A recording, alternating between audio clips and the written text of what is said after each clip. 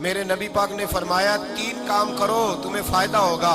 حضرت عبدالرحمن ابن عوف فرماتے ہیں میں نے اس کا تجربہ کیا اس حدیث کا, اور آپ فرمایا کرتے تھے مجھے اللہ کی عزت کی قسم جو میرے نبی نے کہا حق اور سچی کہا ہے, حق اور سچ کہا ہے. حضور سید عالم صلی اللہ علیہ وسلم نے فرمایا صدقہ دینے سے مال کم نہیں ہوتا. صدقہ دینے سے مال جی کیا کرنے سے, یہ وعدہ ہے نبی پاک کا. صدقہ دینے سے پیسے, اچھا بتائے نا جی مجھے 1000 میں سے 500 دے دیا تو باقی کتنے رہ گئے؟ تو حضور فرما رہے ہیں کم نہیں ہوتے. 1000 دے دیا تو باقی کتنا بچا؟ نہیں بھائی, میرے محبوب فرماتے ہیں تو اللہ کے رستے میں ایک دے وہ تجھے 700 گنا کر کے واپس عطا فرمائے گا. نبی پاک نے فرمایا صدقہ دینے سے مال کم نہیں ہوتا, اور فرمایا معذرت کرنے سے عزت میں کمی نہیں آتی.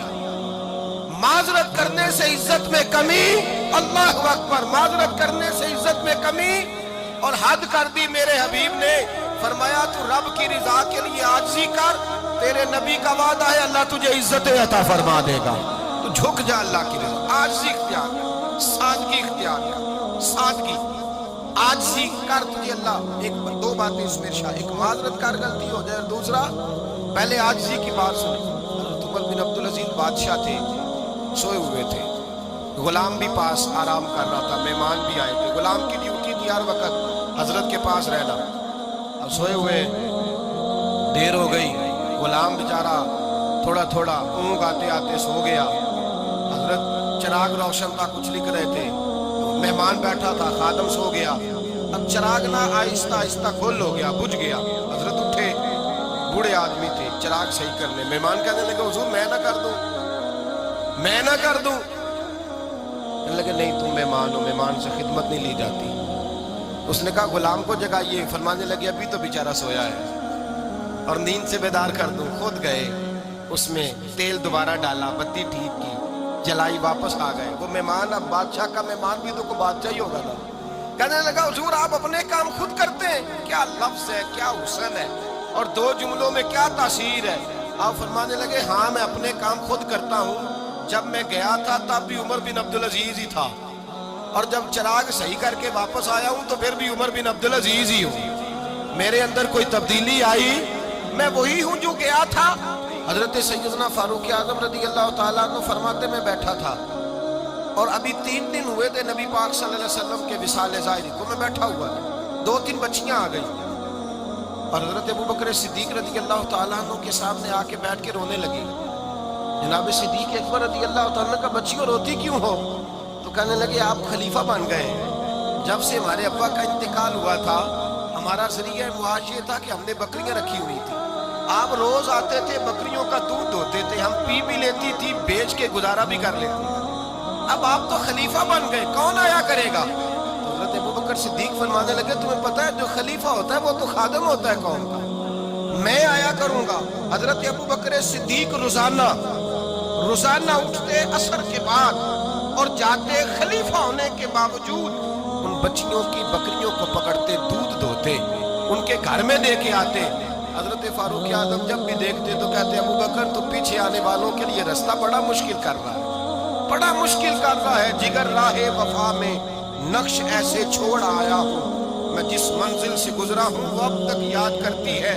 حضرت سلمان فارسی رضی اللہ تعالیٰ عنہ صوبے کے گورنر تھے, سادہ سا لباس پہن کر سادہ سا بس اسٹاپ پہ کھڑے تھے, جہاں سے لوگ اندر داخل ہوتے تھے, جہاں سواریاں باندھی جاتی تھی, آج ہم اپنے زبان میں اسے بس اسٹاپ کہتے ہیں. باہر کھڑے تھے, کوئی مہمان آ گیا کسی کا, اس نے دیکھا سادے سے کپڑے ہیں, خستہ سی حالی ہے, اس نے سمجھا کوئی کلی ہے شاید, معاذ کوئی ملازم ہے. کہنے لگا خادم ادھر آؤ, ادھر آؤ. آپ قریب گئے, کہنے لگے میرا سامان اٹھاؤ. امام غزالی فرماتے ہیں جب تو علم پڑھنے بیٹھتا ہے تو یہ بھی خیال کرنا تیرے اندر تکبر کا بوٹا نہ لگ جائے, عاجزی اختیار کرنا.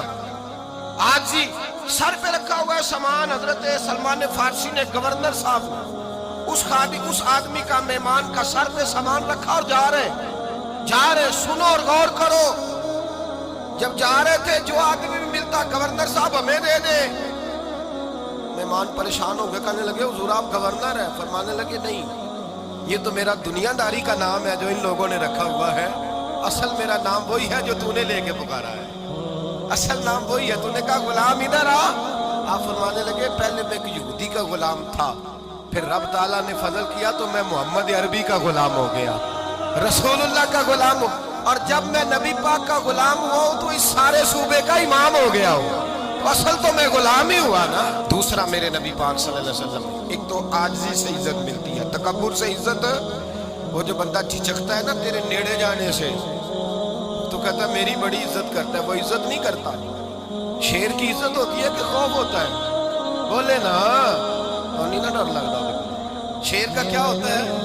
خوف، اس کی عزت نہیں ہوتی۔ تو درندہ ہے، درندوں کی بھی کبھی عزت ہوتی ہے؟ تو جو آدمی ڈنڈے کے زور پر لٹکا کے ڈنڈا اور وہ لوگوں سے عزت کرا رہا، تو بھائی یہ تیری عزت نہیں ہے، تیرا خوف ہے۔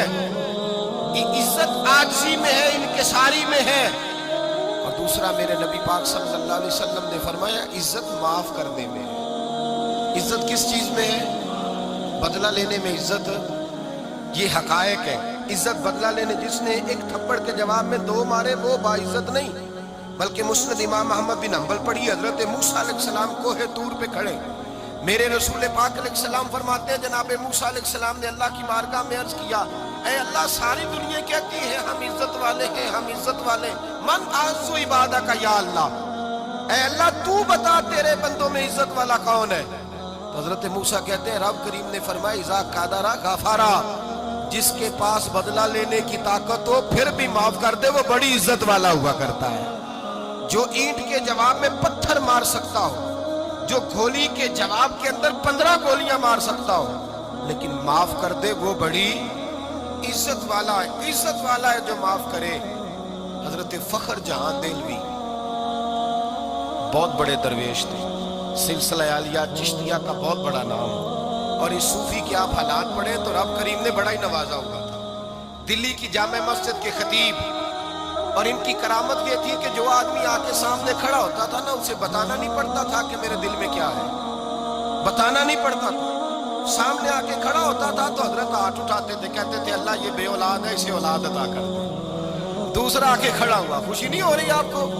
دوسرا آدمی کھڑا ہوا، دوسرا آدمی، اس نے آ کے کہا دعا کے لیے سامنے کھڑا ہوا تو حضرت کہنے لگے اے اللہ بیمار ہے، وہ کہتا میرے دل میں بات تھی مجھے بتانی نہیں پڑی، اتقوا فراست المومن فإنه ينظر بنور اللہ، نبی پاک نے فرمایا مومن کی فراست قلبی سے ڈرا کرو،